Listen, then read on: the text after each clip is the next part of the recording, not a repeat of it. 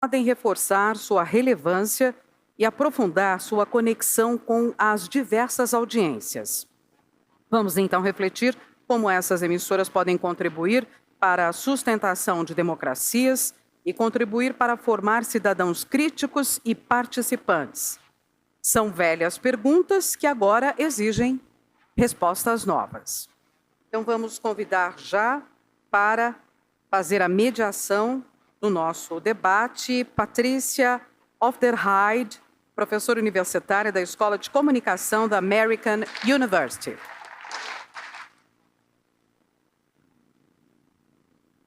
E agora, nossos convidados. Mais uma vez, teremos o prazer da participação de Anne Herberg, correspondente da ARD, na América do Sul. Já está se conectando conosco via Meet. Caio Quero, diretor de redação da BBC Brasil em Londres, BBC Brasil.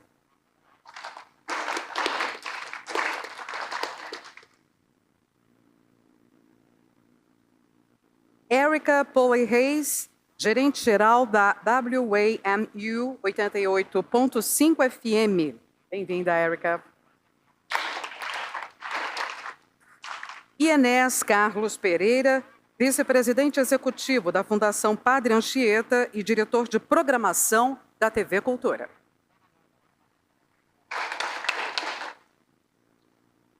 Boa tarde, todo mundo.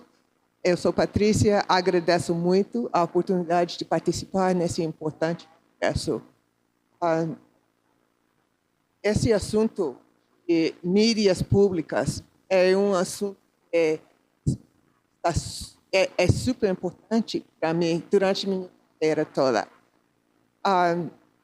E estou aqui com admiração para homem que eu vejo para ter essas. E eu sei que realmente o professor Eugênio Butt está falando a verdade quando ele diz que esse é um momento histórico. Então, eu estou muito feliz de estar aqui com vocês. O assunto de essa tarde é engajamento e a relação com a audiência. Historicamente, esse nunca foi uma pergunta interessante para a emissora. A coisa era um bom dia para a emissora quando ninguém chamava de telefone. Porque quando é que uma pessoa chama a emissora? Quando está infeliz com alguma coisa. Falta de chamada? Bem, agora chegou digital, chegou internet, chegou redes digitais e mídias sociais. E agora essa relação com a audiência é sumamente importante para cada um que faz esse tipo de trabalho. Agora sabemos o que é os serviços comerciais significa quando eles falam de engajamento. É de capturar a atenção para poder explorar o usuário mais. Mas esse é o tipo de engajamento de que estamos falando hoje. Então, vamos explorar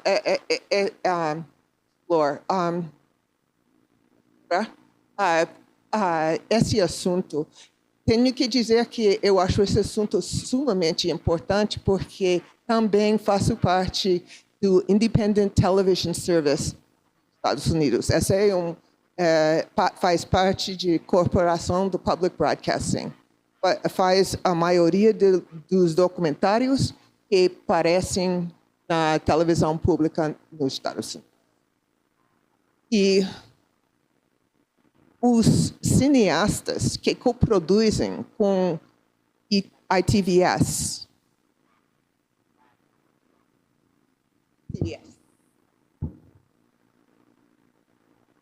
Branded. Eles fazem seus documentários para engajamento com o público, para fazer alguma coisa, entender alguma coisa e tomar ação para participação democrática. Essa é a ideia. Mas dependem das emissoras para fazer alguma coisa com esses documentários. Primeiro, para mostrá-lo, mas também depois de usá-lo para engajar a comunidade deles, local, sobre esses assuntos, a programação. Então, já sabemos que já estou convicta que esse assunto é super importante. Deixa eu explicar quem está aqui. E eu acho que todo mundo, e você estava aqui ontem, já conhece essas pessoas. Anne Herberg, correspondente de ARD na América do Sul, Associação de Empresas Públicas de Radiodifusão da República Federal da Alemanha. Caio Quero, diretor de redação da BBC Brasil em Londres. Érica Poli-Reis, gerente-geral da WAMU, emissora pública. E Enéas Carlos Pereira, vice-presidente executivo de FPA e diretor de programação de TV Cultura. Então, começamos com Anne, se quiser.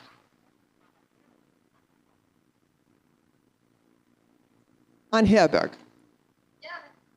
Oh, e desculpe, eu esqueci de dizer que eles me disseram que todo mundo tem que falar menos de 15 minutos. E chega 15 minutos, eu tenho que avisar.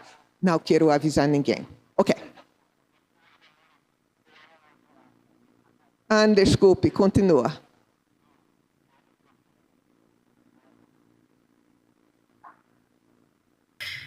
Bom, eu estava falando sobre a ARD, que é um serviço público da Alemanha, que ontem já apresentei, mas não sei se todo mundo estava lá e conhece.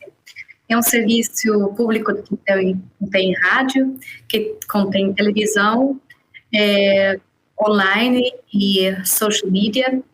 Foi criado segundo o modelo da BBC depois da Segunda Guerra Mundial e até agora é um dos maiores serviços públicos da Europa, com uma rede de correspondentes também em todo o mundo. Que eu faço parte dessa rede, sou correspondente na América do Sul, fazemos matérias sobre tudo a América do Sul, desde Peru até a Argentina. Colômbia e Venezuela são feitos pelas colegas em México, que também temos um escritório lá. Então, a gente está feliz de poder falar que ainda o serviço público da Alemanha, que é uma estrutura bastante grande, tem uma confiança bastante grande na população. Temos uma audiência, o nosso noticiero tem a maior audiência de todos os noticieiros na Alemanha, e então ainda contamos com essa base de confiança da população. Mas também temos uma situação onde, com todos os câmbios no mundo e também situação política da Alemanha e no mundo, o nosso serviço recebe muitas críticas, sobretudo também das formas como ele está pagado, uma tipo de taxa que tem que pagar todo lugar na Alemanha, essa não todo mundo está de acordo. Essa taxa, no momento, foi feita para nós cumprirmos um papel de ser um pilar da construção da democracia no nosso país depois da guerra. Então, temos várias tarefas de fazer, que é brindar informações para todo mundo se pode informar bem num processo democrático, brindar também cultura, representar uma pluralidade de vozes dentro de nossos programas, dar programas educativos também, representar cultura também, esporte, várias coisas. Agora, eu estava falando já que recebemos bastante crítica também, estamos na defensiva também, frente à crítica sobre tudo que vem de lados políticos, de lados mais conservadores, ou da nova direita, e libertária, que nós não temos mais uma razão por ser, que temos que reduzir, que temos que reformar. De fato, a ARD está num processo grande de reforma, e dentro desse processo também forma parte um dos pontos que hoje nesse congresso vamos falar, como não perder o contato com o público, como trabalhar junto, como ser transparente frente à audiência, que basicamente são as pessoas que pagam o trabalho de nós e para quem temos que trabalhar. Então, dentro da ARD temos várias possibilidades, vários mecanismos de nós abrir e mostrar com transparência nosso trabalho, o que estamos fazendo, como estamos trabalhando. Por isso, por exemplo, eu mesmo participo várias vezes em encontros com escolas, que abrimos com várias pessoas que trabalham aí, espaços, e convidamos escolas para nós fazer perguntas. Também escolas vêm nos nossos sedes lá na Alemanha, conhecendo o trabalho de nós. Temos vários canais que são sempre abertos, que nós podem escrever. E eu, como correspondente que fico longe da Alemanha, eu não fico no foco sempre, senão na América do Sul, normalmente não é uma região que todo mundo sempre está olhando desde a Alemanha, mas recebo também muitas cartas, por exemplo, de ouvintes da audiência que elogiam, mas muitas vezes me escrevem com uma crítica, que não estão de acordo, que falam que estou informando de um jeito que eles não acham, que tem que dar mais espaço a uma voz ou outro. Eu, pessoalmente, e isso também veio nos meus colegas, tenho essa política de responder cada carta, apesar de que às vezes é muito, mas eu acho que é um dever de nós também de entrar em contato com pessoas. Eu não respondo quando são não conheço like it's bad words, like they talking badly to us, mas num sentido de crítica construtiva a gente sempre está em contato. Eu acho que é sempre muito importante ter esse espaço. Também nós estamos, pouco eu acho ainda, mas estamos fazendo mais programas mesmo de tomar esses pontos de crítica que tem e convidar as pessoas para os programas, para eles podem falar mesmo nos programas e abrir essa discussão pelos públicos. Quais são as coisas que faltam no serviço público que podemos melhorar? Ou seja, involucrar isso nos nossos programas. Além desses pontos que a gente faz de se abrir, a gente também, através, sobretudo na rádio, através de nossos canais locais, a gente está muito fazendo programa também em diferentes lugares, indo para diferentes cidades, municípios, fazendo uma transmissão desde lá e tentando assim também de abrir e mostrar a cara. E mostrar que nós não somos jornalistas que ficam num palácio, que falam sem escutar, se não está realmente nos lugares sempre, por isso também temos uma rede de correspondentes bastante grande, local, em todos os lados da Alemanha, como somos um serviço federal. Eu acho, e essa tem sido muito parte das últimas discussões também com nossos chefes, nossos intendentes gerais, de tomar esses pontos de discussão. Qual é a necessidade de reforma que tem os serviços públicos nesses tempos novos, nesses tempos com mais desafios, nesses tempos onde as redes sociais ganham cada vez mais lugar e as críticas frente a uma instituição tão grande como nós também ganham lugar, de levar essas discussões nas outras mídias, em rodas de discussões públicas, mas também nas escolas e em diferentes lugares. A gente está tentando de fazer isso, eu acho que é um dever que temos, porque somos públicos, somos financiados pelo dinheiro dos cidadãos. Então, eu termino com isso, temos mais detalhes sobre isso, mas estou tentando de manter curto o meu discurso. Muito obrigada.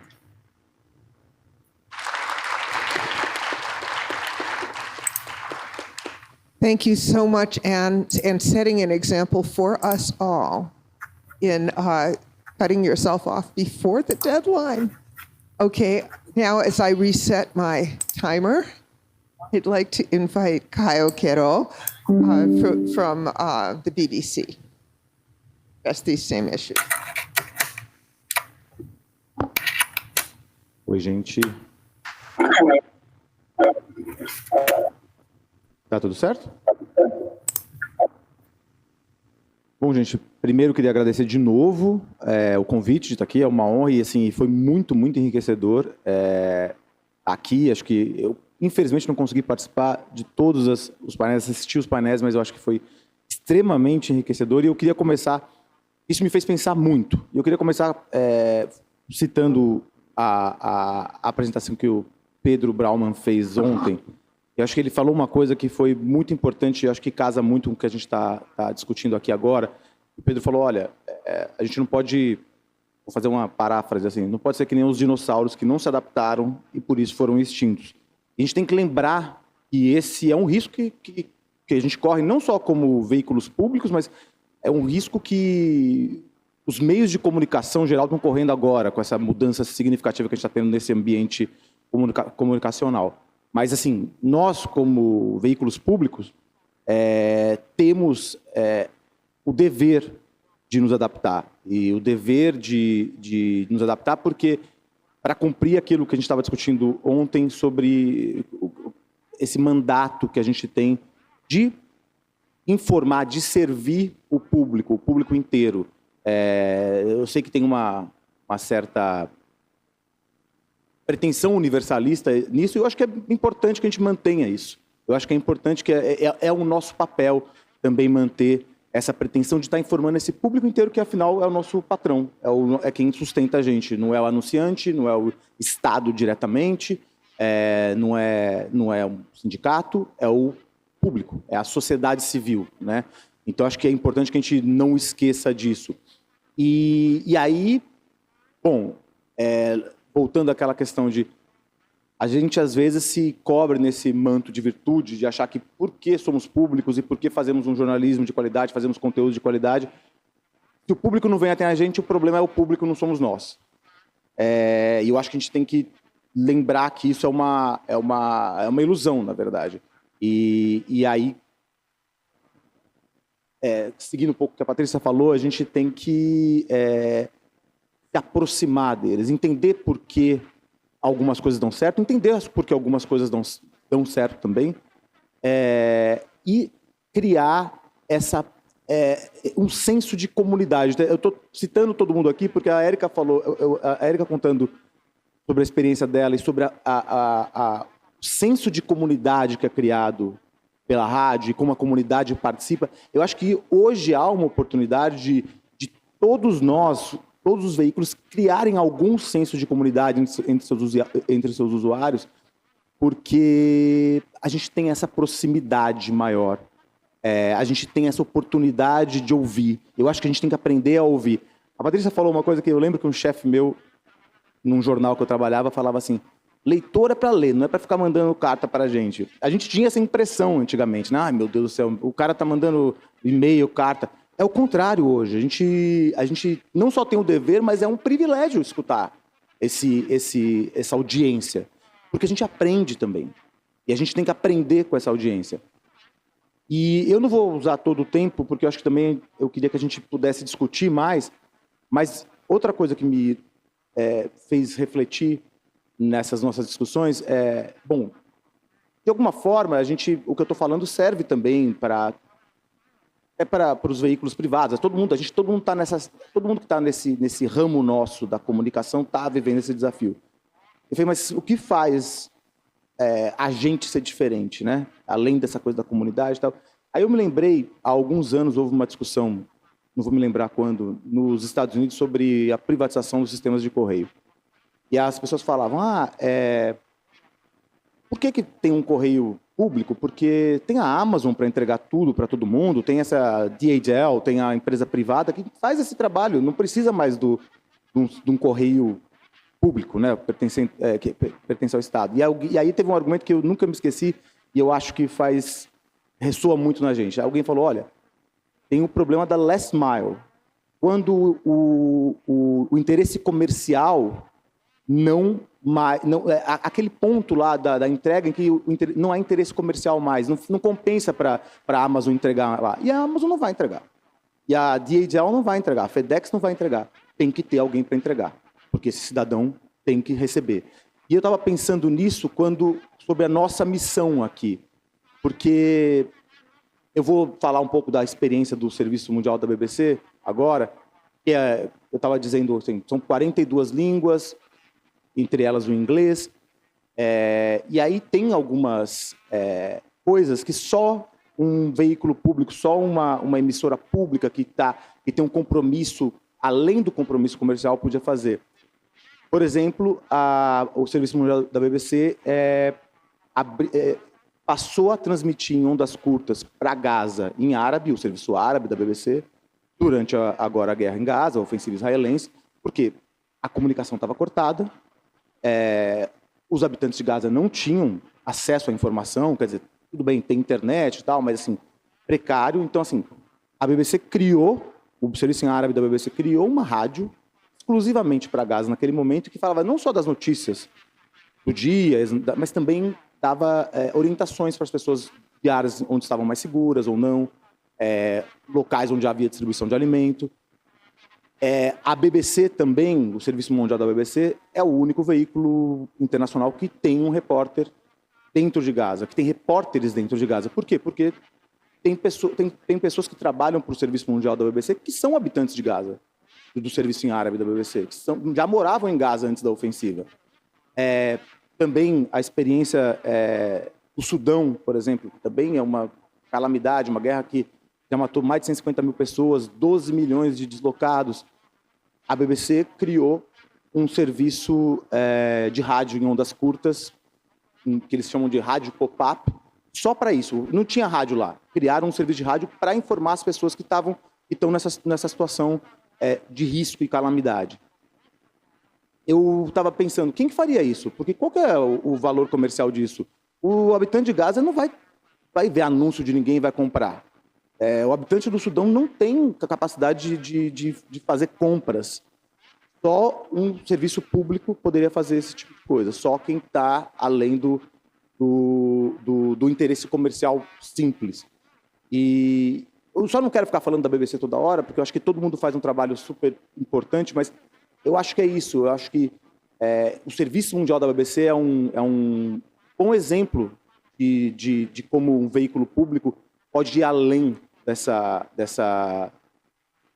dos interesses comerciais, dos interesses simplesmente empresariais que legitimamente os outros veículos têm. Eu acho que é importante que tenha também. Mas algumas pessoas não vão ter a capacidade de pagar por isso e a gente tem que estar lá. É o last mile aí.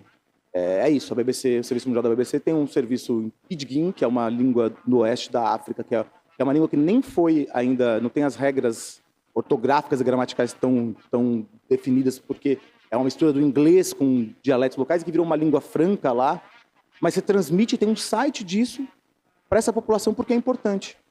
Assim como tem um serviço em Yorubá, tem um serviço para o Irã, que eu quero falar isso um pouco também, porque tem esses colegas meus que estão no exílio, trabalham comigo em Londres, e o serviço iraniano, que é um dos maiores serviços da BBC, do Serviço Mundial da BBC, que tem centenas de jornalistas, todos eles vivendo em Londres porque não podem trabalhar no Irã. Esse serviço tem televisão, tem programa de televisão, tem rádio, mas o governo iraniano ele consegue interferir na transmissão da TV. Então, o que o serviço iraniano fez? Ele tem uma cobertura no Instagram, porque o Instagram é acessado no Irã. Então, grandes jornalistas, grandes correspondentes usando o Instagram para servir aquela comunidade na língua dela, em Farsi. E aí a BBC também tem um serviço em árabe, tem um serviço para a Rússia, que foram também exilados. A gente tinha um escritório em Moscou e boa parte dos jornalistas tiveram que sair de lá, parte foi para Belgrado, parte foi para a Polônia, serviço em ucraniano também, que estava no meio da guerra e teve que se mudar para Varsóvia também. Então, eu acho que é isso. Só o jornalismo público, só um veículo de comunicação pública pode estar lá nesse momento, fazendo esse serviço público, que é o serviço da informação de qualidade, quando não há interesse comercial, quando não há interesse financeiro, quando não há... Então, eu acho que também estava pensando, queria só terminar com essa reflexão dessa importância que a gente tem também por sermos públicos.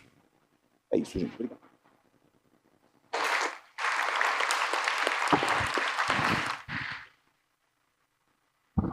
Thank you so much, Kyle. And Kyle is the second person to win the I stopped talking before the alarm went off prize. So no pressure, Erica. Thank you. It is now my time to thank you all for having me in today.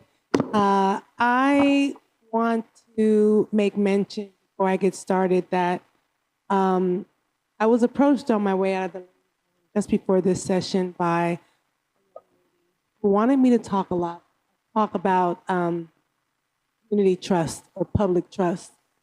So I'm going to go off script a little bit so that I can address that. But before I do want to talk a little bit about the quality indicators that WAMU has initiated for our audience. Yesterday, I made mention of the fact that WAMU has been the #1 radio station in the District of Columbia, Washington, D.C. area for 3 straight years. That is our first quality. We have a third-party research firm that tracks the metrics of stations around the country.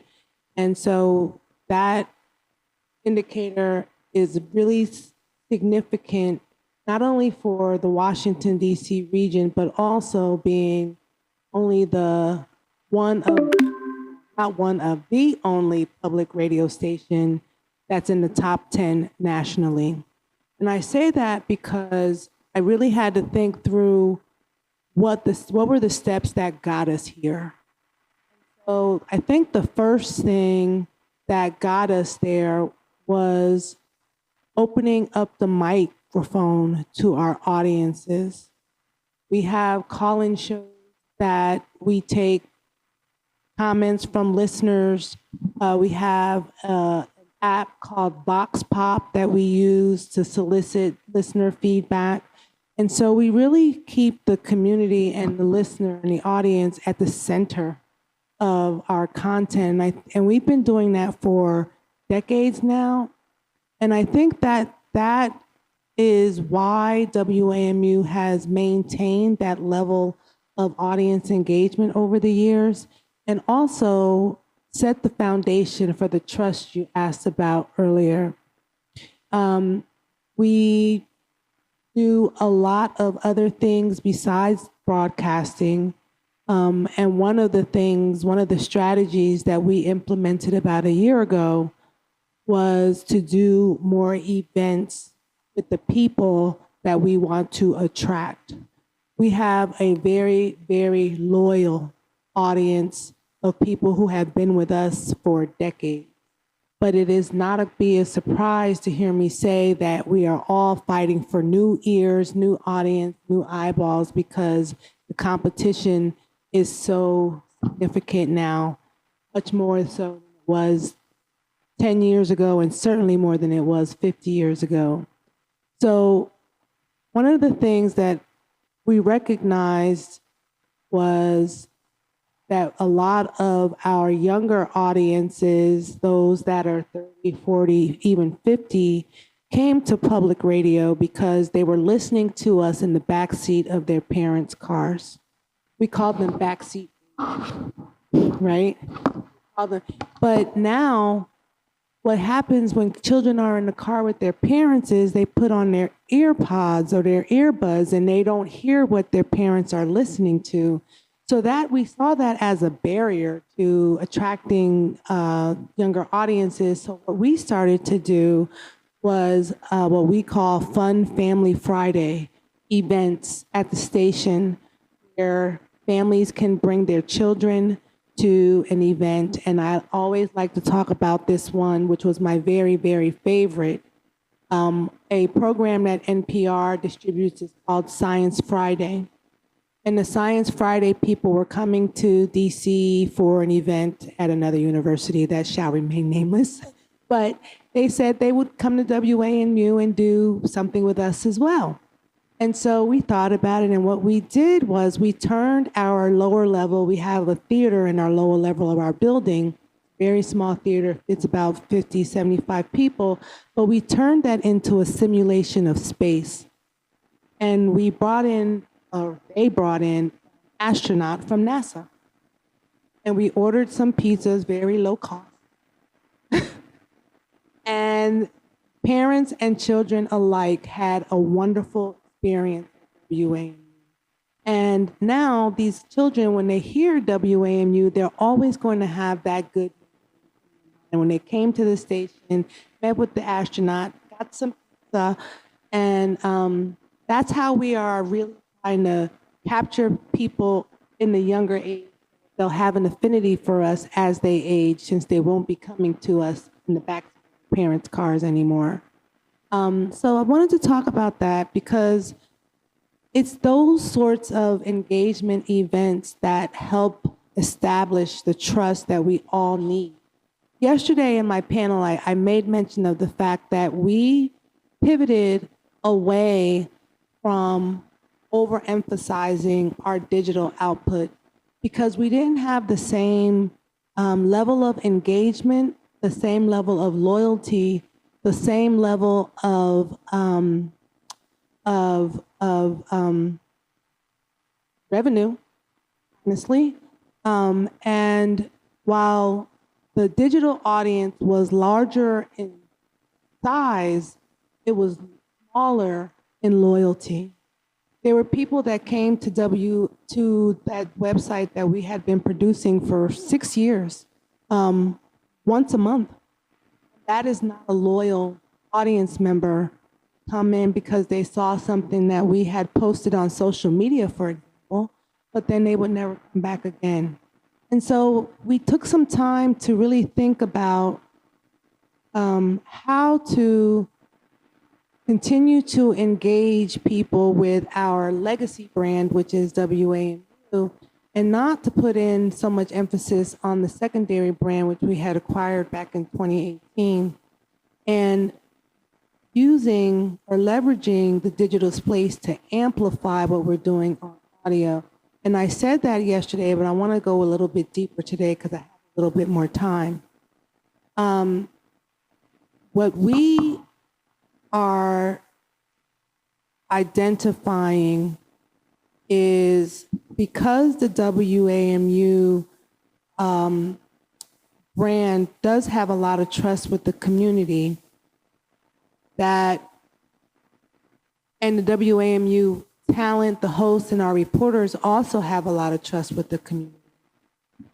We wanted to get people to come back to our owned and operated platforms, meaning what we put on the broadcast, meaning our own audio app, meaning our own website, because when the audience comes to us, they know that what we are giving them is factual and true, and it re-emphasizes the trust. So I'm going to call it a virtuous cycle of trust that we've been working to really establish in that realm. Another thing talk about with trust is it's been mentioned a few times since we've been here at this conference. The level of trust in institutions is at an all-time low. We all know this. And the other thing that we talked about at WAMU was, okay, well, if the institutions are at an all-time low in trust, what do they trust? And what they do trust is people. They trust the people. And it's the people, it's the voices that they hear on the radio all the time that they believe that they have a personal relationship with. I hear that all the time. We just had a long-time radio host who had been with us for 50 or so years, just retired a week or so ago, at the beginning of the month. And when she announced her retirement at an event about 2 months ago, the applause that the audience gave for her, because they all have they all believe they have a relationship with her, no matter how limited it might be through a broadcast signal. But they make an appointment to listen to her. They make an appointment to download her podcast. They make an appointment to attend her book club. They make these appointments, and that is a person that you feel like you have a personal relationship with because you keep coming back to them over and over and over again. And that's what we are really trying to do at WAMU, that loyalty, that come back again tomorrow, come out, hang out with us again next week, see us in your community. Ricardo Sandoval yesterday, he also talked about in North Carolina, when they had the hurricanes down there, that the local public radio station there was really a lifesaver for the community. And there was one of the things he did not talk about is there was a segment on the broadcast in which one of the reporters was talking about a local school. And he said, my kids go to that school. And that meant that he, the reporter, was one of the people in the community that he was talking to on the broadcast. So when the community starts to see you as not just the media entity coming in to helicopter in to do a story and leave when it's over, but that you're actually living in the same community that you are serving, that you are, everything that impacts them impacts you too, it deepens the relationship and also deepens the trust. And those were the things I wanted to make sure that I got across. I think that this trust factor is a big deal. And I don't think we can overlook it or lose sight of it. We're not in the broadcast era of 50 years ago where we just put something out on the air and people just listen because that's all we got. People have much more choice now with the digital disruption that we've all been living through. But being present, being part of the community, being seen, and inviting folks in. You talked about listening to what the audience has to say. All of those things really matter. Our community council meetings, they are open to the public. That transparency factor there because of that. And so just think about the things that you are doing or can do to help the community see not just your institution, but the people in your institution, because people trust people. And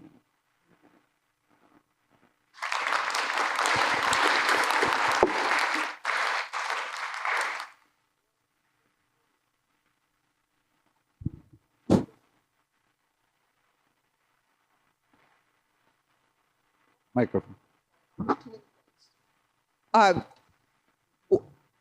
One of the NPR morning hosts This is a national news show. Showed up in my dean's office one day, and my dean introduced me to him, and I heard his name, and I instantly went, and he said, "Oh yeah, I know, you listen to me in the shower, don't you?" As we do have an intimate relationship with these people we hear on radio. Absolutely. Beautiful story. Well, thank you so much, Erica. And there's Carlos Pereira. And we just want to make, one of the reasons we really care about time is because Enéas Carlos Pereira must leave here at 4. So he's going to keep us on time. All right. So please tell us about how TV Cultura interacts with the audience. Ok, thank you, Patricia. Novamente eu queria agradecer a presença de todos, a organização do Congresso, e que está se encerrando hoje, lembrar a importância de painéis e de encontros como esses, sabe? Tanto para fortalecer a comunicação pública, para a gente refletir sobre ela, e eu acho que esses 2 dias de encontro, eu como Caio também não consegui participar de tudo, que a gente tem que fazer o vai e vem para a empresa, mas estimulou muito, muito, eu acho que assim, a todos nós, com uma série de reflexões sobre essa questão da comunicação pública. Adorei muito como é que chama? A camada de virtude, o manto de virtude, né? O manto de virtude eu acho ótimo, porque isso faz a gente meio que deitar em berço esplêndido, sabe? A gente faz comunicação pública, então a gente acaba acreditando que é um ser humano acima, sabe? Porque, e na realidade, a gente esquece de que muitas vezes a gente não está comunicando. E, principalmente, a gente esquece de olhar o que a gente precisa fazer daqui para frente nesses tempos todos de transformação que estão ocorrendo e que são muitas transformações existiram ao longo da história. Mas nesse momento para a comunicação pública, assim como o pós-guerra foi um momento de afirmação e aceitação, pós-segunda guerra, eu acho que hoje a gente está num momento de questionamento, de checagem do nosso trabalho. Sabe, nós fomos absolutamente pós-45 muito bem recebidos, mas hoje a gente tem que repensar muito a forma como a gente faz. E esse repensar me faz, inclusive, eu estava aqui aguardando antes de começar, Sol e, como chama, a Vera, a Sol e Rafaela chegaram até mim e falaram, olha, a gente queria agradecer você. Eu falei, me agradecer por quê? Eu achei que era da palestra de ontem. Ela falou, não, por toda a história da TV Cultura, e nós crescemos e nos educamos por meio da TV Cultura. Isso talvez seja talvez a coisa mais gratificante que alguém que trabalha com comunicação pública pode receber. Mas, ao mesmo tempo, me veio imediatamente à cabeça o termo do manto da virtude. Eu podia simplesmente falar, poxa, que legal, e subir aqui agora totalmente envaidecido. Pelo contrário, eles me deram um nó na cabeça, porque eu falei, e o que fazer para continuar? Porque isso é uma história de 40, teve 55 anos, mas e o que fazer daqui para frente para continuar tendo essa relevância que nós tivemos e essa importância para chegar a esse ponto de ouvir o quanto a comunicação da TV pública, da TV Cultura foi importante. Então, eu acho que essa questão da audiência hoje e de como a gente se relaciona com ela é fundamental. Porque uma coisa está resolvida entre nós, todos que fazemos comunicação pública. O nosso conteúdo é bom. Sempre ele vai ser superior, e aí eu não estou falando que ele é melhor ou pior, mas ele é diferente do conteúdo da TV comercial. Isso está pacificado entre nós. Nós temos isso. Só que nós temos uma preocupação agora, que talvez tenha vindo justamente desse berço esplêndido que a gente se sentou, que nós nos deitamos. Como a gente vai fazer esse conteúdo de relevância continuar impactando e comunicando? Tá? A gente pega um momento como esse, que as democracias estão sempre em xeque, essa coisa toda nesse momento. E a função da TV pública ela é muito, muito importante nesse sentido. sabe? Porque, assim, democracia, né, tem várias formas de atacá-la, sabe? A gente tem desde o golpe de Estado, que é uma forma violenta, extremamente violenta, mas que, por ser violenta e abrupta, talvez ela tenha um tempo, pode ser algumas vezes um tempo maior ou menor, de persistir. Mas a gente tem também a questão, e aí na comunicação pública, aquilo que eu falei ontem um pouco, a questão do populismo. Esse talvez seja um fator muito importante que a gente tem que estar atento a isso, porque o populismo, de alguma forma, como diz o Arnaldo Antunes, é a tirania eleita pela multidão, né? Independente de que lado ela venha. Mas, assim, este populismo acaba desaguando na questão que nós falamos da polarização depois e que vai desaguar nas tais das fake news que ontem nos referimos a isso, que vão erodir qualquer processo democrático de Estado de Direito e, principalmente, qualquer processo de comunicação. E nisso, as primeiras instituições a serem atacadas são é a comunicação pública, é a universidade. Então, como que a gente se porta diante disso, sabe? Não dá mais para ter as mesmas ações e atitudes que tínhamos anteriormente. Não dá, a gente esquece. Se a gente não tiver outro tipo de abordagem, e também não tenho essa resposta, eu me exercito isso diariamente, em como a gente vai comunicar, BBC é um sucesso, PBS é um sucesso, RTVE na Espanha é um sucesso, nós, de alguma forma, temos aí um espaço, principalmente pelo carinho do público conquistado ao longo dos tempos, mas esse espaço não está de forma alguma garantido para nós, muito pelo contrário, ele está em risco. Então, a obrigação de nós, como comunicação pública, repensarmos a forma como a gente chega a essas pessoas, ao grande público, sabe? Ela é fundamental. E aí acho que vale a pena descer vestir a sandália da humildade, né? Eu acho, como como tinha um programa aqui no Brasil que dizia, acho que vale a pena a gente vestir a sandália da humildade e começar a repensar isso, porque, volto a dizer aquilo que eu puxei no começo, conteúdo não é o nosso problema. Nosso problema o conteúdo, ele passa a ser nocivo quando a gente deixa de fazer comunicação pública e passa por a instituição a serviço de vaidade pessoal, essa coisa toda. Eu estou trabalhando com a ideia de que fazemos comunicação pública, temos um compromisso com a independência, então, a partir disso, ok, bom, isto posto, como é que vamos estabelecer isso? Não diz respeito só ao jornalismo, não. Sabe, aqui a gente nós temos nos dedicado muito à questão das notícias, do jornalismo, mas eu acho que é toda a estrutura de produção de conteúdo, sabe? A TV Cultura, ela não tem tanto, ontem eu vi o Sandoval falando que são 4 horas de programação nacional na PBS, se não me engano, e o restante todo de programação local. Aqui no Brasil, a gente tem um caminho inverso nisso, na comunicação pública, falando da TV Cultura. A gente tinha, a TV Cultura foi, durante 20 ou 30 anos, identificada como uma TV paulista, sabe, como uma TV do estado de São Paulo. Num determinado momento da nossa história, a gente tirou esse plug e procurou, por meio da rede, de avançar a rede, a gente começou a estar presente. Hoje nós estamos nos 26 estados da nação, tem não sei quantas são 276 retransmissoras, mais as afiliadas e tal. Só que a gente conseguiu nacionalizar, que era um desafio nosso, diferente do que vai a PBS.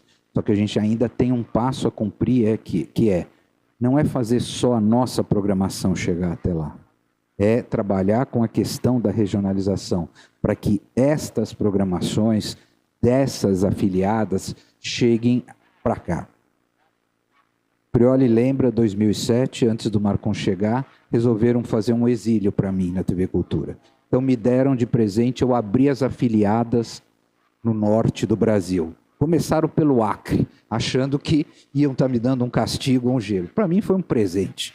Sabe? Naquela época, eu não estava casado, estava separado, tal. Fui para o Acre e fui abrir afiliada no Acre e descobri um mundo novo lá na TV Aldeia e tal.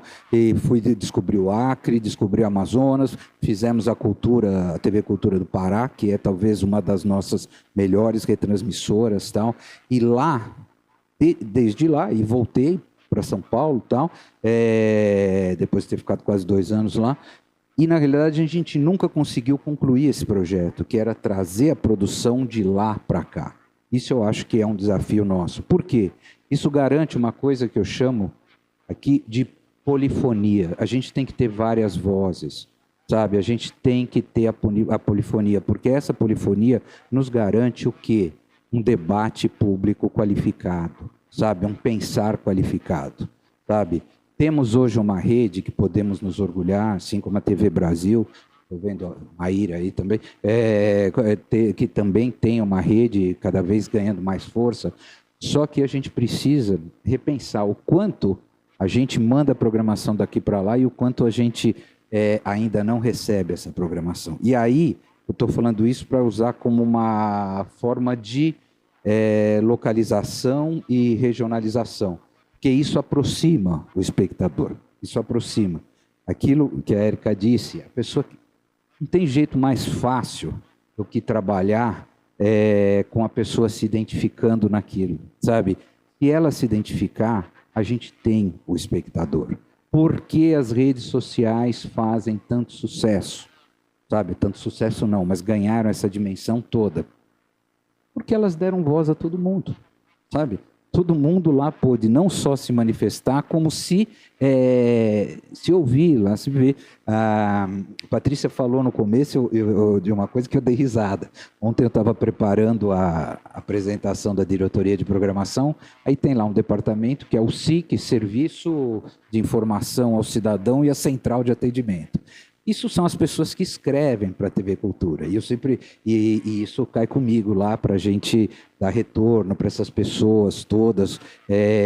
Só que isso, na realidade, ele é um serviço hoje quase obsoleto. Ele cumpre uma função pública de dar transparência para todo cidadão daquilo que a TV Cultura faz. E ela tem que existir. Mas o diálogo hoje ele não está circunscrito a isso, não.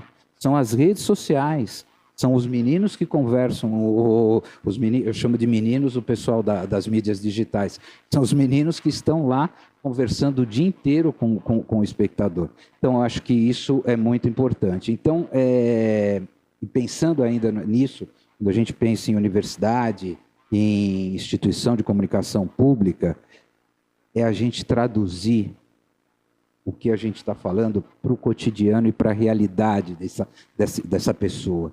Não adianta só a gente ficar dando a informação só. O Jornal da Cultura tem aí um grande diferencial, que é colocar pessoas que vão opinar sobre isso e vão dar...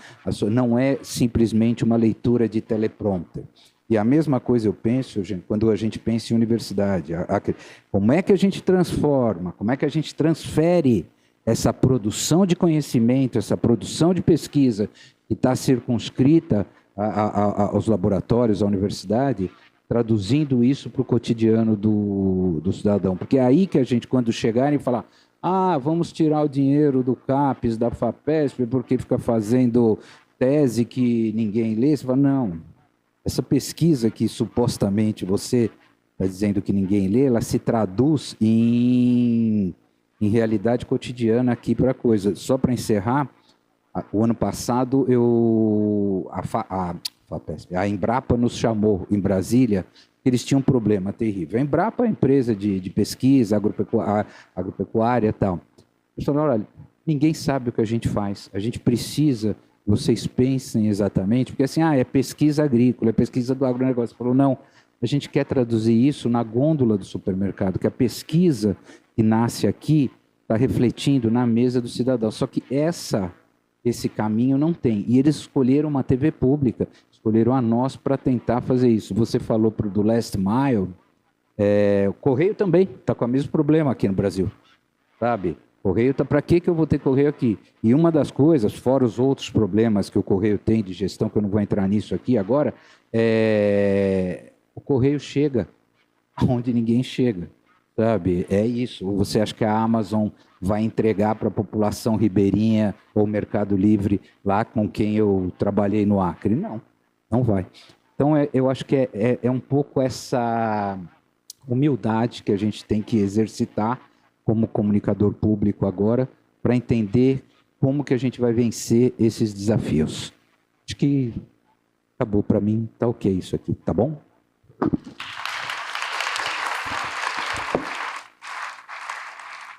Not a single one of these people made me set off the buzzer. Fantastic. So before, I hope you're thinking of questions, but while you are, I would like to ask our panelists to think. We have had a number of examples of how people in the stations, in the services, interact with their audience. We've heard about responding to letters. We've heard about going to different places and broadcasting from there. We've talked about having them over for pizza. What am I missing from you, Kyle? Social media, and the example of an intensive relationship by setting up an office in a new place, and the potential of exchanging programming. What other things come to your mind before we turn to our questioners as techniques that you are using to interact with the audience? You ever, for instance, showcase work produced by people?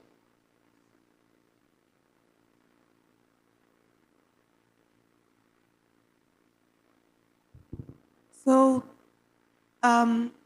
one of the things that WAMU was engaged in right before COVID hit was we were in the process of opening what was going to be a podcast for the community. And when COVID hit, of course, everything, the timing was not right, and we were able to get out of the lease that we had entered into. But since COVID has subsided, one of the things we did last year was we had a podcast, I don't remember what we called it, it's just a podcast camp for 3 days. We invited the community in to talk and learn about podcasting. And we had experts from one of the top podcasters in public radio in the US, PRX. They were there to share all of their wisdom and knowledge about monetizing, about doing podcasts in a efficient and effective way. And that's one of the ways that we have engaged with the community. I can't say that we have actually broadcast any community or community-generated content. We have not done that. But what we have done was work with the community to help them create good content. And we're looking to launch a podcast with some community members very soon. Something else I've heard in other sessions is advisory boards, participação social in various formats. Anything else before we go to those people who are already raising their hands? Go ahead, Kyle.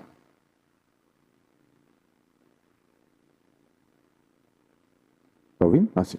Não, eu só queria adicionar, porque assim, quando eu falo de mídia social, eu acho que tem um trabalho ativo de se fazer isso. Não é só falar, temos uma interação de mídia social. Não.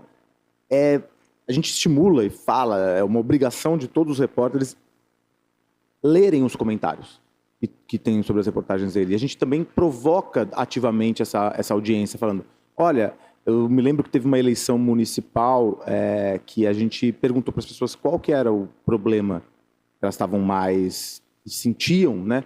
E claro, surgiram problemas como, por exemplo, saneamento básico e tal. Porque a gente tem uma questão, né? A BBC Brasil ela tem metade da redação em Londres e metade aqui. E a gente tem a pretensão de cobrir todo o Brasil. A gente é pequeno. Então, esse social listening, ouvir a rede social é fundamental para a gente. Eu lembro que aí nessa eleição a gente perguntou para as pessoas, a gente tem algumas ferramentas para fazer isso, e aí entre os temas que surgiram, por exemplo, foi o tema de violência contra professores. Professores de escolas públicas sofrendo violência. E a gente fez algumas reportagens sobre isso que foram fruto dessa interação que a gente teve com o nosso público. A gente e é muito comum, a gente faz uma reportagem sobre algum assunto, alguém vai lá e comenta no YouTube ou no Instagram, poxa, eu tive uma situação parecida, ou então eu tive uma situação... E a gente vai atrás do cara, a gente vai lá e a gente tem um time de redes sociais que fica monitorando isso e fala, olha, essa pessoa aqui falou de uma coisa que pode ser interessante. A gente vai lá, manda mensagem para ele, liga e faz outra reportagem. Então, assim, eu acho que tem que ser ativo a coisa, não é só falar, dê uma olhada nos comentários. Não, tem que ler o comentário. Eu sei que tem muita coisa que é chata nos comentários, mas tem que ler, tem que engajar e tem que criar esse senso de comunidade, mesmo que seja virtual, mesmo que a gente não possa chamar todo mundo para comer pizza com a gente, porque a gente não consegue. Mas é também um jeito de criar uma comunidade. Bom, pergunta professor Eugênio.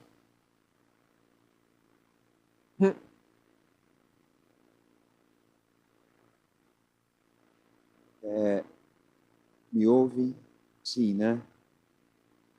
Eu estou aqui pensando nessa mesa final que me levou a rever e lembrar pontos anteriores, não só do que nós falamos aqui, mas também do que eu já vivi nesse campo, como profissional e como estudioso.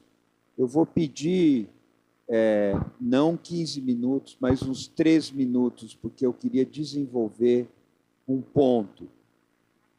Antes, eu só quero cumprimentar Patrícia, Caio, Érica, e a Anne e o Enéas. Muito bom, é uma conversa essencial e foi muito bem pensado pela Verônica, pela Gislene, pela Márcia, de colocar essa mesa ao final. O que eu fiquei pensando aqui, eu não quero abusar da paciência de ninguém, de jeito nenhum. Primeira coisa, a comunicação pública nas emissoras, eu estou falando da transmissão de sinal de rádio, depois de televisão, especialmente na Europa, é produto de uma utopia. E eu não quero falar de uma utopia em termos românticos, para usar a mesma palavra, mas uma utopia que era uma visão de democracia que ficou muito forte no pós-guerra. Essa utopia era a seguinte: as decisões da sociedade, quando está em pauta o interesse público, o bem comum, são decisões que devem ser discutidas num universo que não é tocado pelo mercado. Não é feito por mercadorias. O conteúdo, os enunciados, as teses, os argumentos, os contra-argumentos devem trafegar e ser trabalhados pelos cidadãos, não no mesmo lugar em que eles trocam mercadorias. É um outro espaço. Portanto, e não é por acaso que na Europa a comunicação pública é quem desbrava o mercado da radiodifusão, mercado entre aspas. Porque ele começa assim: o que é de interesse público não pode ser mercantilizado, não pode ser tratado como mercadoria. Essa era a utopia. Ela é irônica, porque a ágora grega era tanto o espaço da decisão política como o espaço da troca das bugigangas que eles trocavam lá. Pois bem, de alguma forma, e a gente conhece mais ou menos os percursos, a mercadoria triunfou. O que eu vejo hoje, vocês contando aqui, eu vejo como um retrato que é o seguinte: nós temos que ir lá disputar essa audiência, nós temos que ir onde o público está. Mas o que acontece lá é mercado. É mercado de vaidade, é mercado de narcisismo, é mercado de bugigangas também, é mercado de dados pessoais, é mercado de olhar, é mercado de atenção. E isso acabou dando a forma do que a gente imaginava antes como sendo o espaço público. Ou seja, a comunicação pública corre atrás de uma utopia perdida num território que é a lápide dessa utopia, em cima da morte dessa utopia. Essa era a reminiscência que eu queria trazer aqui para perguntar o seguinte: nesse contexto, nós temos que fazer um esforço enorme para prestar contas para a sociedade. E nós só prestamos contas para a sociedade com métricas. Métrica parece uma coisa de mercado, mas nem sempre. Na escola, na universidade, a gente usa métrica. O aluno faz uma prova, faz um trabalho, vem à aula. Tudo isso a gente avalia por métrica. Como é que essas emissoras podem prestar contas para a sociedade? Como é que elas podem ser avaliadas? Como a sociedade, em parte o governo, mas principalmente a sociedade, sabe se nós estamos dando conta do nosso mandato ou não? Por métrica. Então, isso que eu queria perguntar. Nesse mundo hostil e nesse momento adverso, que métricas vocês estão adotando para prestar contas para a sociedade? Nós atingimos tantas pessoas, nós falamos com tantas pessoas, nós recebemos tantas mensagens, nós melhoramos a vida. Quais são as métricas?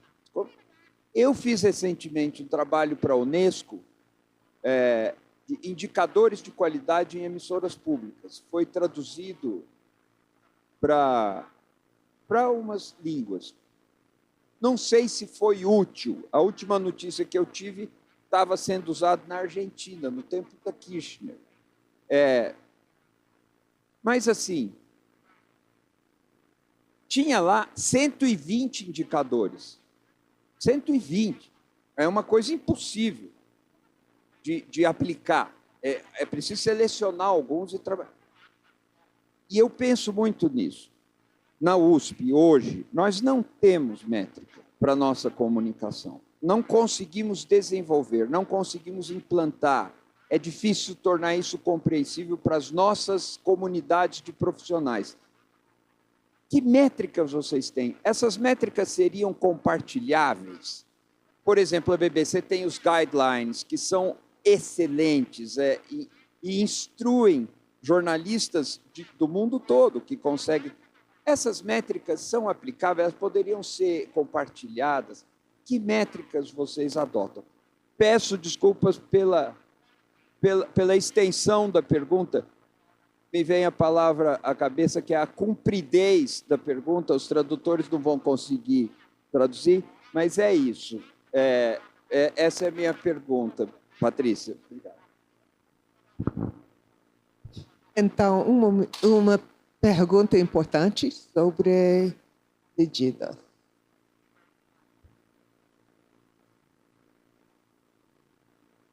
Uma pergunta difícil, que eu acho que ninguém conseguiu ainda responder. Porque eu achei fascinante explanação comprida. Eu achei fascinante, porque, inclusive, essa coisa de que a gente foi criado em cima de uma espécie de sonho, né, de utopia, e que isso um pouco esfacelou um pouco, mas a gente está aqui e continua fazendo. Eu acho que é isso. Uma das coisas a gente continua existindo e continua fazendo. A questão de medir é muito difícil. Assim, é uma coisa que tem uma discussão dentro da BBC, a gente tem uma discussão sobre... Porque a gente tem um conceito que a gente chama de reach, né, que é o impacto, que é o alcance, que é basicamente a métrica tradicional do mercado, né, que é quantas pessoas a gente atingiu. E a gente tem... É muito fácil a gente ter targets, a gente ter objetivos claros sobre isso. Né? É muito fácil. Um clique e tal, e a gente pode ter uma discussão sobre quanto vale uma pessoa que assistiu um vídeo no TikTok, se vale a mesma coisa do que o cara que clicou e tal. Mas a gente também começou a discutir outros tipos de métrica que estão aí. Acho que a gente já precisa da universidade para ajudar a gente nisso. E é a métrica do impacto, são métricas qualitativas, a gente chama assim, impacto, e a métrica de reputação. Também, como isso faz com que nossa reputação como BBC, como serviço público, aumente. Mas é difícil medir. E aí, a gente sabe, e o que eu vou falar não é não é confidencial, porque a gente trabalha, está lá no dia a dia, fazendo... na nossa marcenaria, fazendo... Porque aquele negócio do jornalismo ser um ofício, a gente está lá todo dia fazendo lá. Nem o Cláudio Abramo falava. E no final do dia, a gente mede pelo que é mais fácil medir. É o ideal? Não. Mas eu tenho certeza que não deve ser o único. Mas eu não sei ainda qual é a resposta.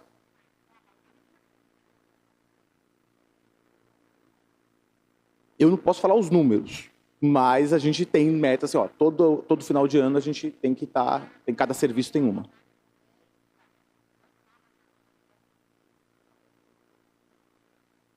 Yeah, that is, I think, a significant challenge. And my colleague to my left here probably said exactly what I would say. We have a lot of metrics that we use at WAMU that we call key performance indicators. I'm talking about the biggest one. I've said it numerous times, our ratings in the market.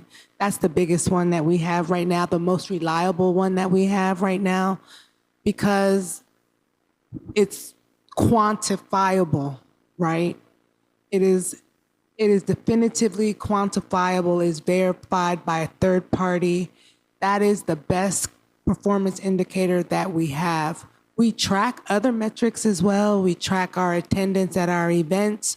We track the partners that we have, because we also distribute content that's not just produced by WAMU. We have partners with other content providers and news organizations. So those are some metrics that we use as well. But I think the biggest challenge, what I hear you asking, is how do we measure impact? And that is, I think, the biggest challenge that we have, because it's more qualitative than it is quantitative. And it's also subjective. And so I think we haven't figured that part out yet. I think that's what he said to my left, and I think is totally true. We've been measuring things for a long time. But these things that we've been measuring don't really measure impact. They measure output, they measure input, but they don't measure impact, because I heard you say, how do we measure how many lives we impacted? We can't, unfortunately, and it's a great question, and I wish I had a better answer for you, but I don't. Inês. Bom, essa questão da métrica pura e simples, aritmética, ela é extremamente ingrata e difícil hoje de ser, tanto que rendeu a queda da CEO da Cantar Ibope há uns 4, 5 meses. Por quê? Porque o Cantar Ibope estava totalmente, vamos usar o termo, bugado, porque ele não conseguia mais. Os números que ele fornece pela televisão não são os números que de fato estão impactando. Mas esse número de impacto que a gente se preocupa lá dentro da marcenaria, no dia a dia, eu te diria que para uma TV pública ele não é importante. Sabe por que ele é importante? Para o bem de capital, para o bem de mercado. Tá? Para a TV pública, a gente vai para o impacto, que isso que eles estão falando que a gente ainda está. E aí o impacto, Eugênio, eu te digo, para mim, em termos de Fundação Padre Anchieta e TV Cultura, é a palavra dele que chega aqui para mim e fala, eu me formei, e ele tem 21 anos, hein? Não estou nem falando dos inúmeros CEOs que a gente faz reunião lá na TV Cultura, na sala B3, e eu estrategicamente os coloco de frente para os logos dos programas. E eles têm todos 35, no máximo 40, eles falam, olha, eu cresci assistindo isso.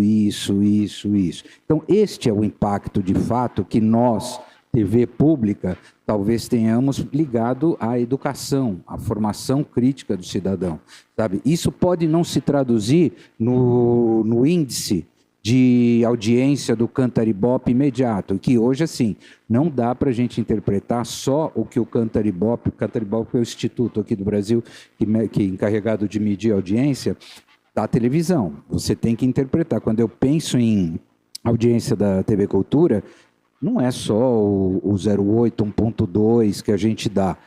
É isso mais o digital, sabe? Porque eles estão consumindo os nossos conteúdos e isso está impactando a todos eles. Só que isso também não conseguiu ainda ser aferido, porque não adianta você pegar o Google Analytics e pegar os resultados lá, só do Google Analytics. Você tem que também traduzir isso em audiência. Isso ainda não está mensurado. Então, se temos meta, temos. Ainda mais, por exemplo, sabe, um dos apelidos que eles me dão é Mutley, por causa de medalha. Eu adoraria estar consolidado como 4º lugar de audiência, ter ultrapassado a Band e tal. Só que aí também a gente tem uma contradição, só para encerrar. 4º lugar de audiência para nós, a gente quer essa audiência qualificada, de impacto, como essa que a gente presenciou hoje aqui, ou quero isso para transformar em mídia? Sabe? Eu não quero, porque também isso aumenta a nossa audiência. As pessoas também têm isso, elas não têm ainda a análise da audiência como impacto na vida das pessoas. A audiência, para essa briga nossa do dia a dia de televisão, é para vender mais. E nós, lá na TV, assim, a gente tem que ter como institucional, tal. Mas é o que eu sempre falo, quando eu centro com qualquer empresa, eu falo, gente, você não vai vender mais carro, você não vai vender mais geladeira, por trabalhar com a TV Cultura. Você vai associar sua marca a uma empresa de prestígio, de credibilidade e que provavelmente esteja em consonância com os seus valores e os seus propósitos, tá? Porque hoje todas as empresas têm propósito, né? Depois do ESG, todo mundo tem um discurso, uma retórica de propósito muito claro. Para mim, isso é muito cômodo, porque a TV Cultura sempre foi uma programação ESG. A gente fez o primeiro programa de ecologia lá na Eco 92. Então, para nós, hoje, isso é muito fácil de trazer esse tipo de parceiro, tá? Mas essa não é a principal audiência nossa, essa não é a métrica, sabe? O que a gente precisa é impacto, sabe? Na vida das pessoas. So I want to point out that all metrics are approximations. They are all proxies for something, and so you have to decide what you want. What do you want to find out about, and find a good proxy for that. And drawing from my experience, first of all, I want to say our center, the Center for Media and Social Impact, I don't know if you can call that up, and on the internet, it's cmsimpact.org. This is the question. How do we measure impact that we have been concerned about for 25 years, publishing research on regularly? But speaking for ITVS has a battery of metrics that we use to explain to our primary stakeholders how well we are serving our mission. We were formed as a part of a filmmaker campaign of pressure to get independent views on public television. Public television hated the idea, and they hated independent filmmakers. The idea that independent filmmakers got taxpayer money to make this was a nightmare for them. But it happened because of Congress.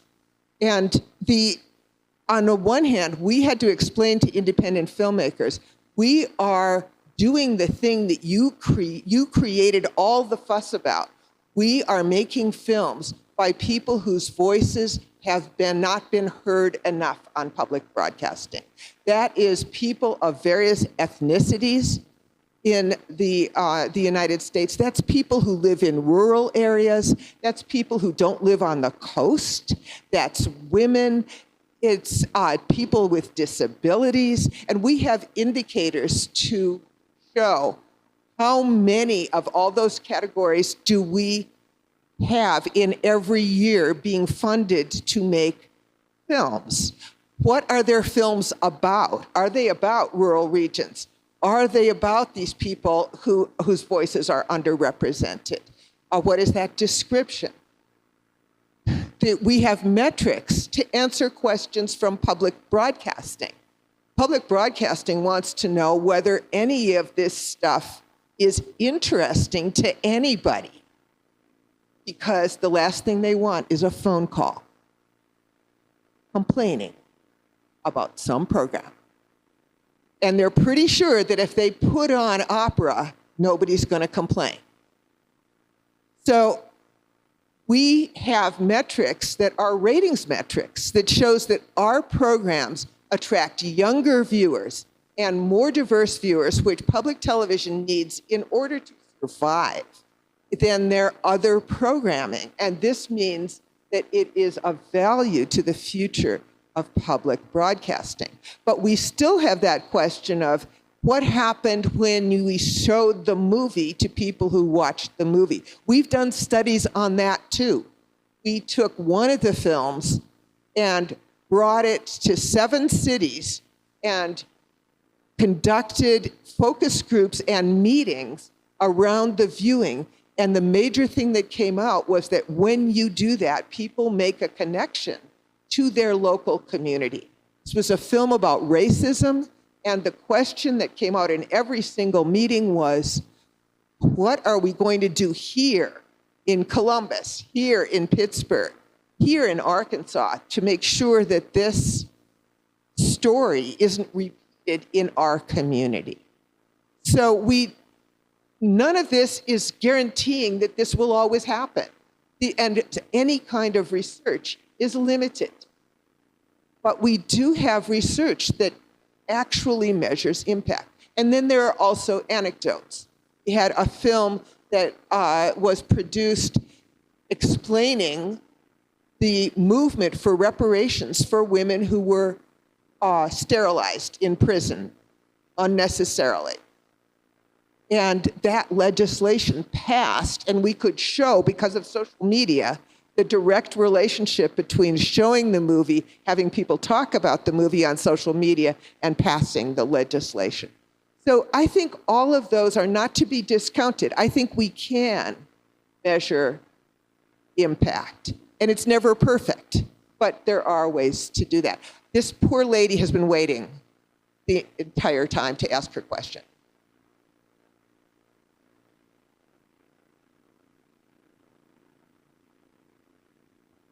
Boa tarde, eu sou Raquel Gonçalves, da TV Senado e da Associação Brasileira de Comunicação Pública. Minha pergunta, em parte, foi contemplada com a do professor Eugênio, mas eu queria me ater a uma parte mais específica do tema do nosso painel sobre indicadores de qualidade. Eu também sou pesquisadora na área de comunicação pública e qualidade de jornalismo então é algo que me interessa diretamente.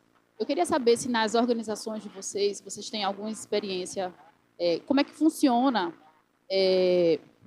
esse controle de qualidade daquilo que é produzido ou das rotinas dos processos produtivos ou da gestão editorial. Eu queria saber se existe um setor específico para isso ou um profissional que e cuide dessa conformidade, né, internamente, ou se não, se essa é uma função, vamos dizer assim, diluída entre os diversos profissionais que existem, entre as chefias, coordenações. Minha pergunta é basicamente essa em relação a essa questão da qualidade. Existe algo específico, né, para se ter esse controle daquilo que é feito dentro das emissoras públicas?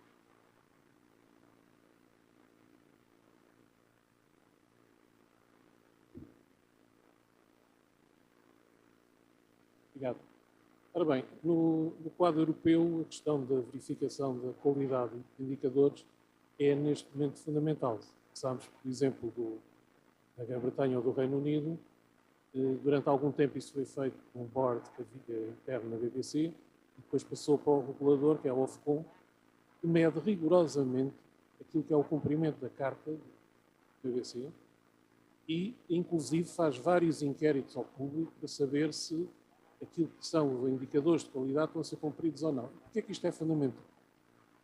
Porque a legitimidade do serviço público do quadro europeu depende não da lógica do mercado e da publicidade das receitas publicitárias que estão medidas pela audiência, mas pela verificação se os dinheiros públicos são devidamente aplicados de acordo com aquilo que está previsto. Daí, existe na BBC a carta e existe, por exemplo, noutros países, como é o caso português, não só, contratos de concessão de serviço público, onde são previamente estabelecidas quais são as obrigações, não só de natureza de programação, mas também, inclusive, até financeira.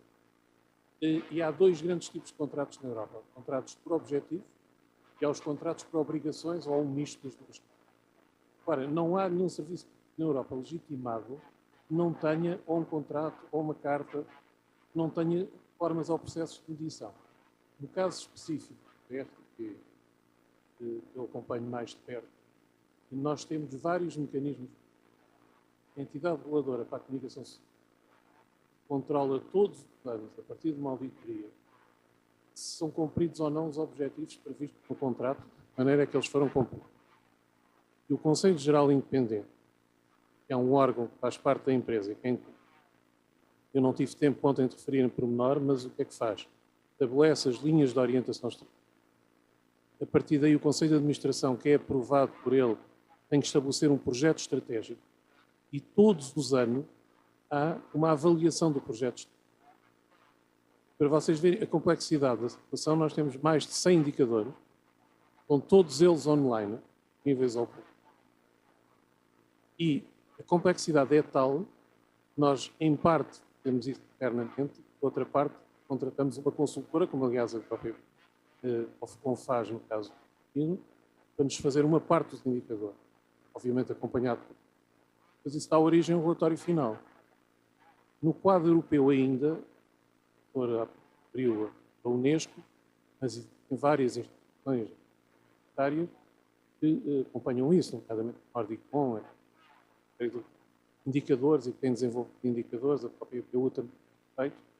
Portanto, a preocupação com a medição, com a justificação, com a aplicação dos dinheiros, o cumprimento daquilo que são as obrigações, é um passo essencial no modelo europeu para a legitimação daquilo que é a existência. E, sem isso, não chega a quadros de coisa que não chega a dizer que se faz diferente. Ou seja, é preciso, tal como o mercado legitima através da informação fundamental e agora cada vez mais de multimídia, é cada vez mais neste quadro. Eu saliento ainda que não é só questões do tipo que eu referi de programação. Por exemplo, quanto é que se compra em termos de programação a produtores independentes, fora em ficção, cinema e outros tipos de ficção, se faz programas ou não para as pessoas com necessidades especiais e qual o número de horas específicas que esses programas são feitos. Se, por exemplo, há representatividade política adequada e se todos os partidos são representados, pelo menos, de acordo com aquilo que é a sua representatividade parlamentar, que é uma questão que creio eu que seria muito relevante no Brasil, por exemplo, assim como outras questões, todas elas, sei lá, a representatividade das mulheres ou de diferentes géneros em antena, ou até no número de empregados, ou até a relação entre homens e mulheres em termos do número de empregados.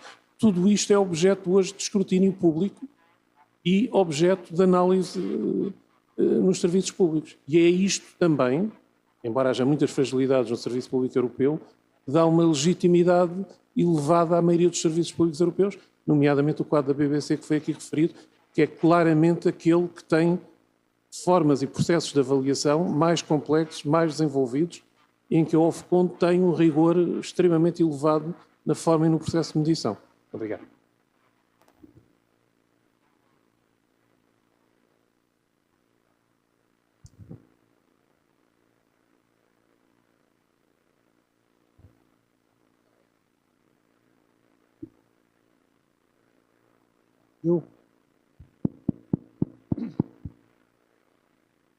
Boa tarde.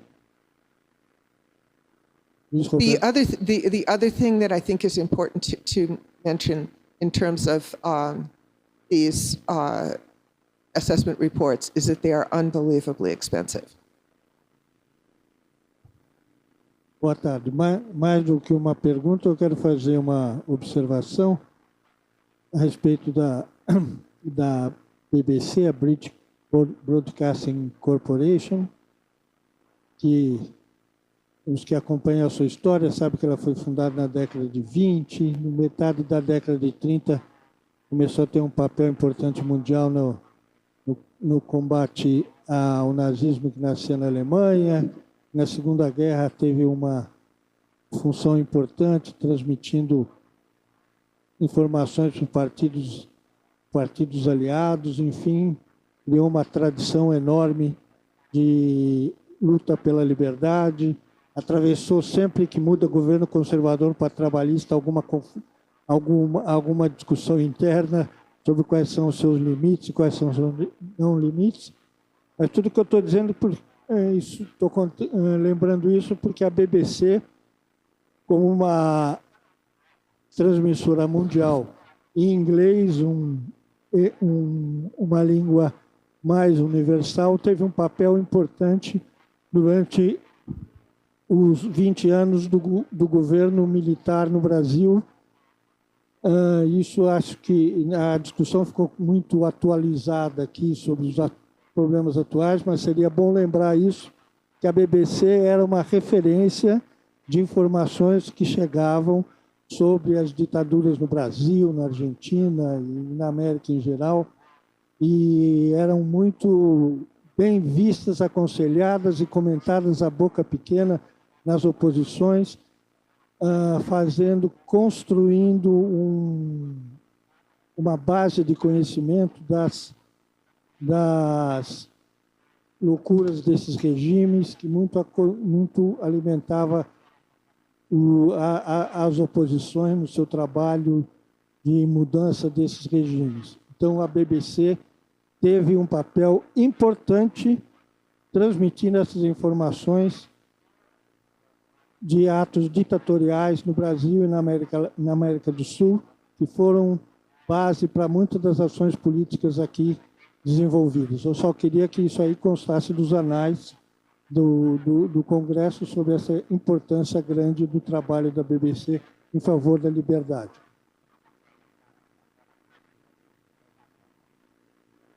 Aqui, ó. Esse senhor foi o terceiro. Eu queria me referir à intervenção do professor Eugênio, do Minuto. O resumo que você fez, Eugênio, é absolutamente perfeito da história da ideia de comunicação pública, particularmente de televisão pública, e da forma como ela se desenvolveu. E a situação em que nós encontramos é exatamente essa, né, de um recuo da ideia, não apenas da televisão, da comunicação pública, mas do público, da noção de público em geral. Bem público, patrimônio público, interesse público. É tal a supremacia do mercado, nos tempos correntes, que essa ideia é básica, tão básica, e que deveria ser universal e nasceu para ser universal, é uma bela ideia liberal que surgiu lá atrás e depois foi encampada por todo o campo do centro, à esquerda pelo menos, apenas os autoritarismos ficaram fora dessa ideia. Essa ideia está completamente reduzida, atacada, sob ataque total. No caso brasileiro, tudo que é público é atacado, é desconfiado, não é bom. Há uma mentalidade privatista absolutamente dominante. E eu pergunto para todos, será que a nossa missão hoje na comunicação pública não seria exatamente pôr isso em debate, reforçar a ideia do bem público, do interesse público, falar em televisão pública, em patrimônio público, vamos defender o que é público?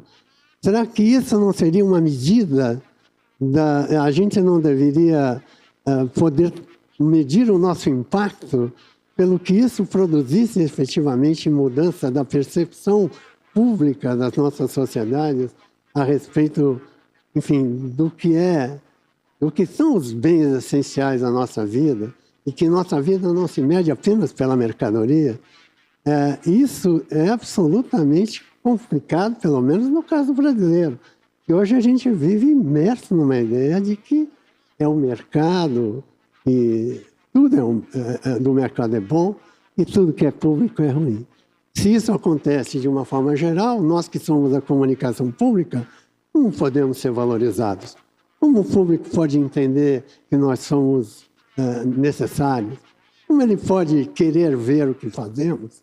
E como ele pode apoiar a nossa luta por mais recursos e ampliação. Então, precisamos, eu acredito, e queria colocar isso ao pensamento da mesa, e não é isso que temos que discutir.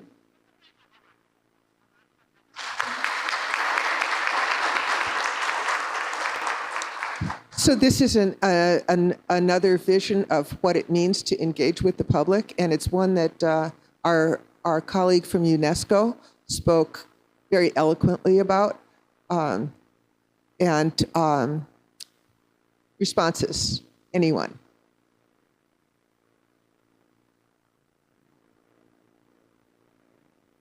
Posso começar? Ok?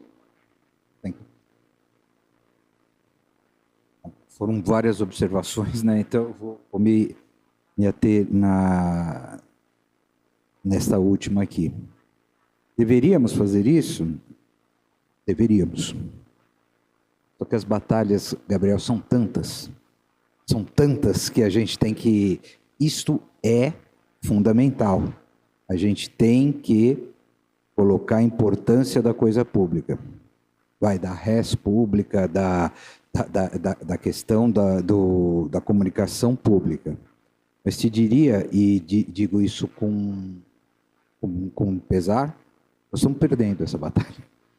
Nós estamos perdendo essa batalha. Não sei te dizer como...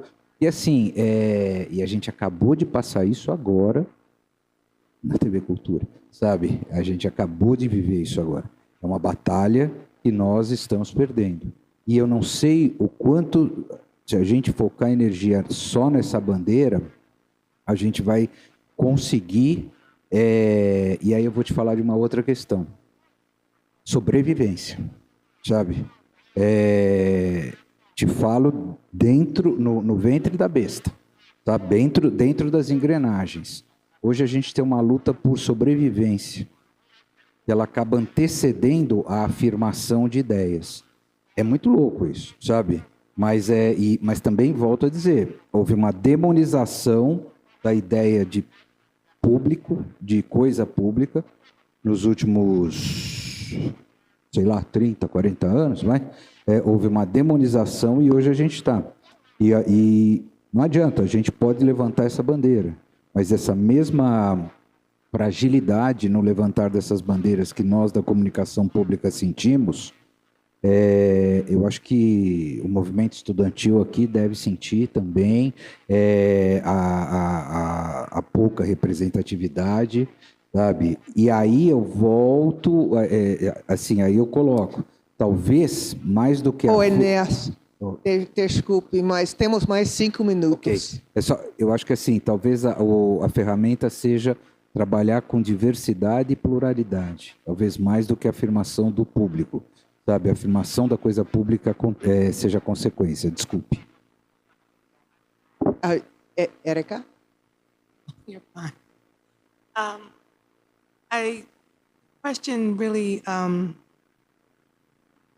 I struggle with your question because I'm not sure that there would be one answer to what's in the public interest.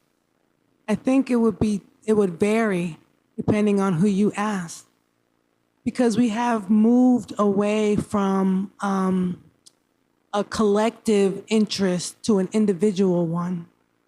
And what we are experiencing right now, at least in the US, and it sounds like in other places around the world too, is a real cultural struggle. A lot of the things that are playing out are necessarily policies, they're cultural. And unless and until we get back to, as a society, to a place of having common interests for our brethren, I don't know that we would ever have an answer for, or one answer for the public interest. I think you would have various answers, because for a lot of people, the only thing they care about is what interests me. So, Erica, can I just say, your advertisements, your pledge drives where you beg us for money, I think are a good example of how to do this. You invoke humanitarian values, values of shared culture, values of community, non-capitalist values of taking the time to explore the issue. And what you ask us to do is to participate in this as part of that world of shared goods. And while you're not hammering us over the head with, I have to listen to pledge drives 3 times a year. They go on for a week. They do. A week, every 3 times a year, dunning us for money. So I really know all the lines. But, we do, and we do the best we can to articulate that to our audience so that we can compel them. And like I said yesterday, I want them to see themselves in what we say in our pledge drives. We don't talk about WAMU. We talk about you. We talk about our community. We talk about how WAMU participates in that. But it's still about the individual. It's not about us. And I think that in this discussion, because people are really concerned about what interest or how it impacts me. That's right. And we are running up against time, so I'm going to have Caio have the last word. Só para tentar comentar, na verdade, assim, quando você fez a pergunta, Gabriel, eu fiquei pensando, a primeira coisa que eu pensei foi assim, olha, a BBC, por sermos públicos, a gente não pode se envolver em campanhas, porque é uma guideline nossa.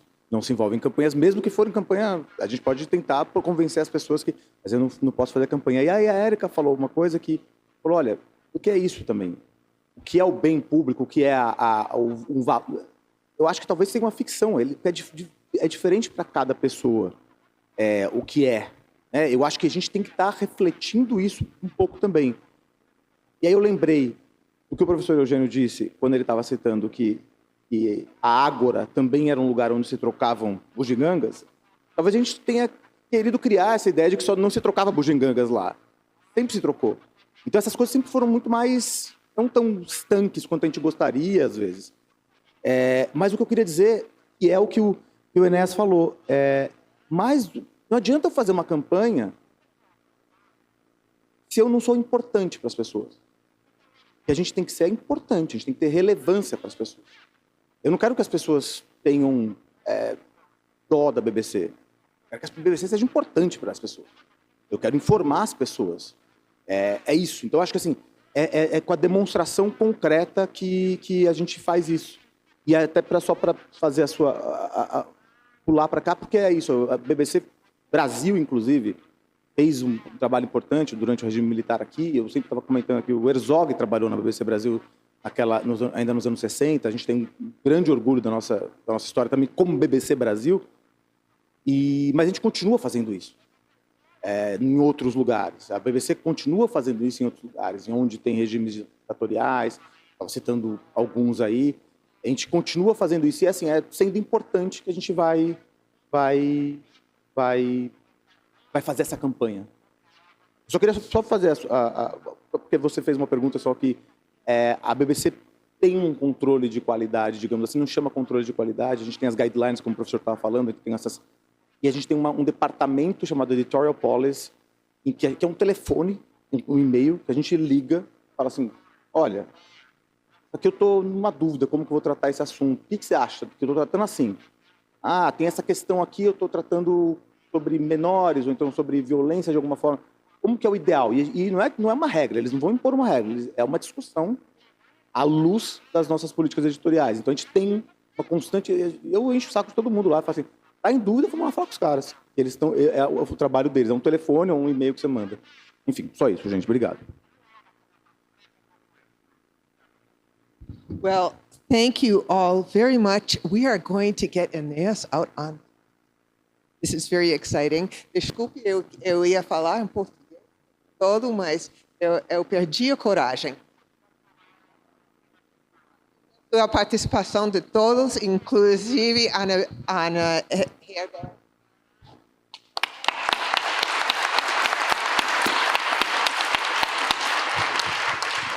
E obrigada a todos os participantes.